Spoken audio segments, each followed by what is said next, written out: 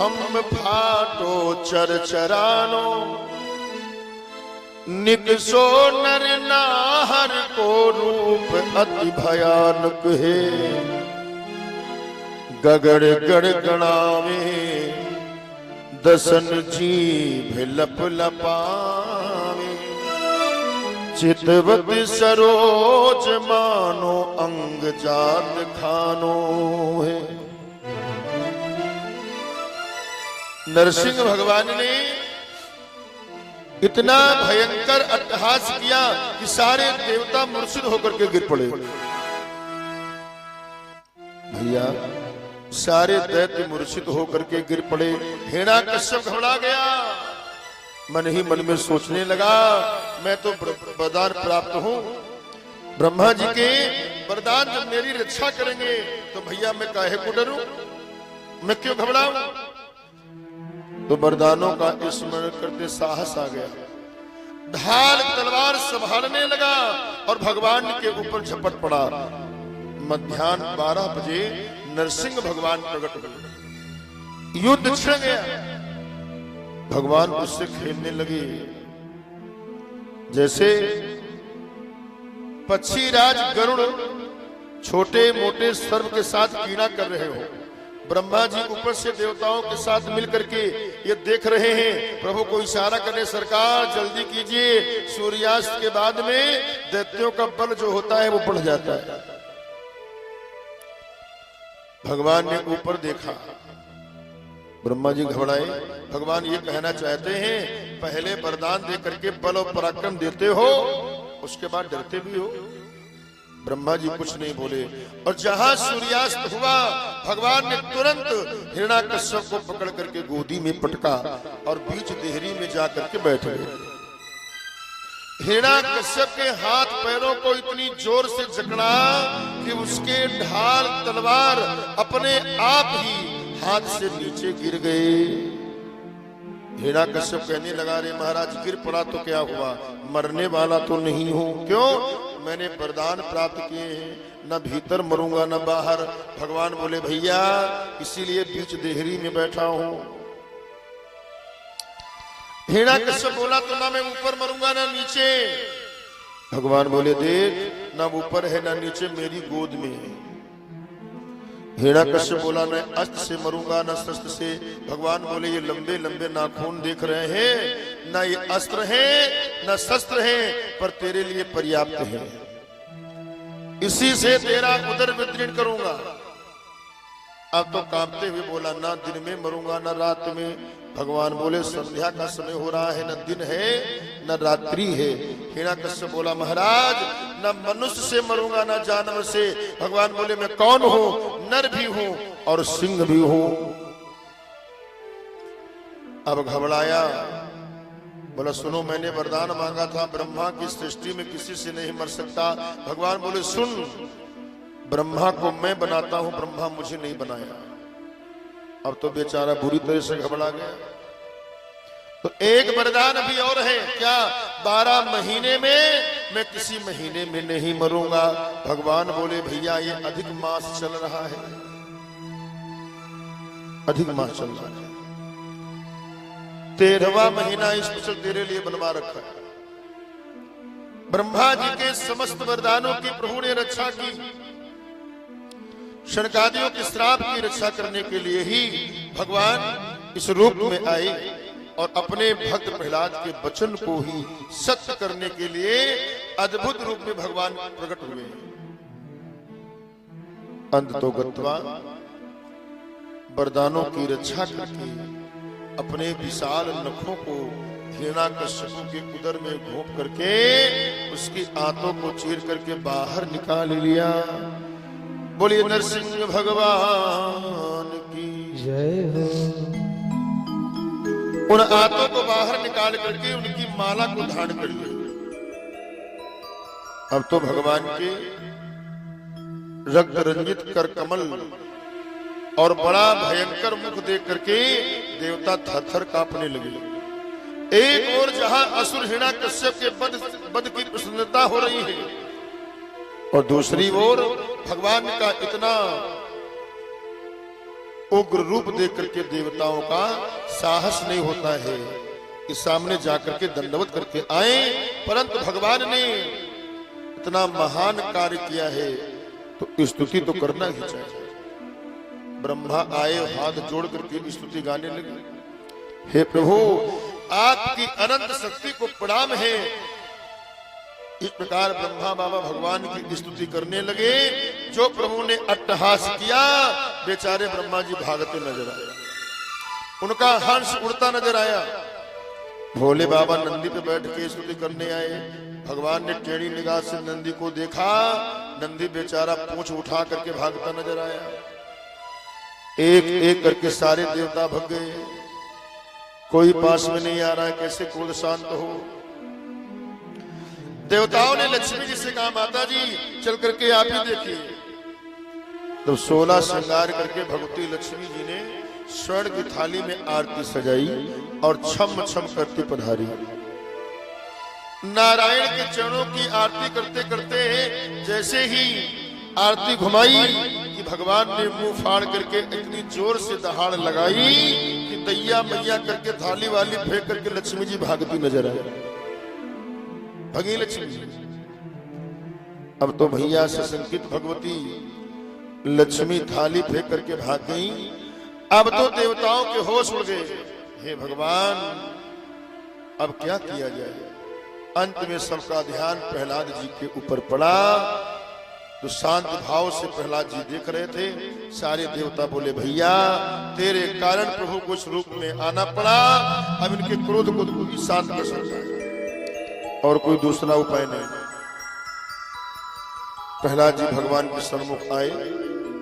आते ही प्रहलाद ने प्रभु के चरणों में साष्टांग दंडवत किया। जो मुख कमल के ऊपर दृष्टि डाली, भगवान की कृपा शक्ति चरणों में विद्यमान है और जहां चरण का स्पर्श हुआ कृपा शक्ति जागृत हो गई। प्रभु ने जहां अपने चरणों में पड़े पुत्र प्रहलाद को देखा, तुरंत खड़े हो गए और अपनी दोनों भुजाओं को प्रहलाद से उठा करके गोदी में बैठा लिया।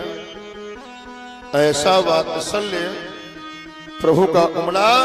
एक हाथ से बार बार सिर को सहलाते हैं और अपनी जिह्वा से चाटने लगे। जैसे छोटा बछड़ा गौ माता वात्सल्य में वशीभूत होकर के चाटती हैं, ऐसे ही भगवान का वात्सल्य उमड़ पड़ा। भगवान कहते हैं, प्रहलाद तेरे अंग प्रत्यंग इतने सुकुमार हैं कि छूने में भी डर लगता है।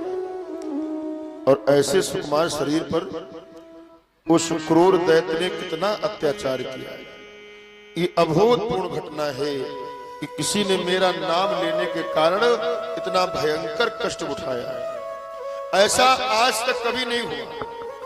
बेटा तेरी रक्षा करने में आने में मुझे विलंब हुआ और विलंब के आने के कारण तुझे इतना कष्ट उठाना पड़ा, इसलिए बेटा मेरे अपराध को क्षमा करना। जो हाथ जोड़ करके प्रभु ने क्षमा मांगी तो सारे देवता ये दृश्य देख करके अचंभित हो गए। भक्तों को भगवान से क्षमा मांगते हुए तो बहुत बार देखा है, पर किसी भक्त से भगवान को क्षमा मांगते पहली बार देख रहा हूं। और प्रहलाद जी जब प्रभु की इस दिव्य करुणा को देखा तो प्रहलाद जी का जो कंठ है वो अवरुद्ध हो गया, प्रेम से नेत्र सजल हो गए और तुरंत प्रभु के चरणों में दंडवत करके प्रहलाद जी ने 42 श्लोकों में भगवान की सुंदर स्तुति का गान किया। सुंदर स्तुति का गान किया और कहते हैं, प्रभु एक आशीर्वाद हमें दीजिए कि जो इन इंद्रियों के दास हम बने बैठे हैं, ये इंद्रियां हमारे बस में रहे। बहुपत्नियों के बीच में जैसे पति की विडंबना होती है, ऐसे ही इंद्रियों के बीच में हम जीव की विडंबना हो। खुजली को खिलाने में जितना सुख मिलता है, परिणाम में उतना ही पीड़ा होती है। ये संसार के समस्त विषय इसी प्रकार में है। रसगुल्ला खाने में बहुत अच्छा लगता है, स्वाद में 2-4 कहीं ज्यादा डकार गए तो भैया क्या होगा, खट्टी डकारें आने लगेंगी, पेट खराब हो जाएगा, रसगुल्ले के नाम से नफरत हो जाएगी। यही स्थिति विषयों की है प्रभु। जो आज इंद्रिय पुरुष हैं, जिनकी इंद्रियां बस में नहीं है, उनके लिए तो मौन व्रत, स्वाध्याय, तप, संयम, जप आदि कितने भी हैं मोक्ष के साधन, वो पेट के साधन बन करके रह जाते हैं। पेट के साधन भी हमेशा के लिए नहीं बनते। जब तक पोल नहीं खुली तब तक दम प्रकट हो जाने के बाद पेट के साधन भी नहीं रह जाते। इस प्रकार से प्रहलाद जी ने बड़ी अद्भुत स्तुति की। भगवान प्रसन्न होकर बोले, बेटा कुछ वरदान मांग लो। प्रहलाद जी बोले, ये लेने देने का प्रलोभन मत दीजिए। अरे लेना देना तो व्यापारियों में होता है, भक्त और भगवान के बीच में लेना देना कहां से आ गया। भगवान बोले, बेटा तू मांगेगा तो मुझे बड़ी खुशी होगी। प्रहलाद जी बोले, सरकार जो भक्ति इसलिए कर रहे हैं कि प्रभु से कुछ मिलेगा, मेरी दृष्टि में वो भक्त नहीं, वो व्यापारी जो फायदे के लिए व्यापार कर रहा है। भगवान बोले, बेटा तू मांगेगा तो मुझे खुशी होगी, तेरी इच्छा नहीं है तो मेरी खुशी के लिए मांग लो। प्रहलाद जी को लगा कि निष्काम होना चाहिए, पर निष्कामता का भी अभिमान नहीं रखना चाहिए।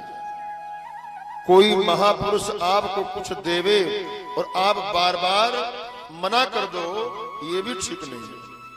तो प्रहलाद जी बोले, यदि मांगने से प्रसन्न होते हैं तो एक वरदान दीजिए। क्या? यही वरदान मांगता हूं कि जीवन में मैं कभी कुछ न मांगू, मेरे जीवन में कभी मांगने की इच्छा ही पैदा न हो। यदि राशीस में कामान वरांगस्त्वं वरदर्शभम् कामानां हृदय संरोहम्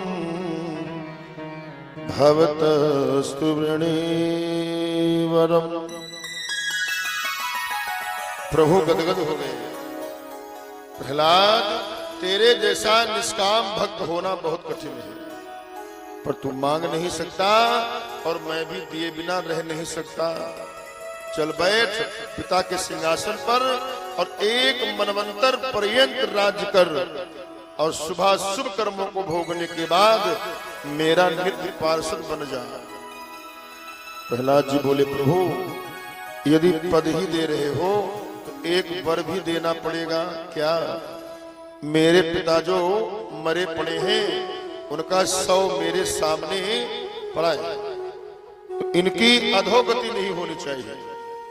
मेरे पिता को भी परम गति प्राप्त हो, इन पर भी आपकी दिव्य कृपा हो।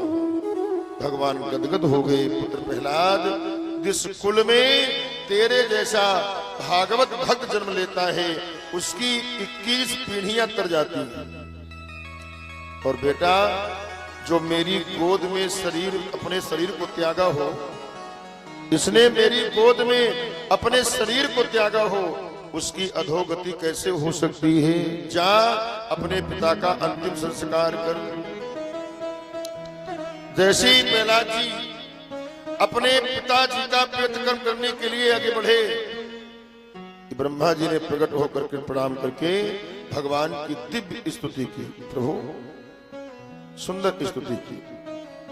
बोले सच्चिदानंद भगवान की जय हो। आइए भगवान का एक संकीर्तन बोले।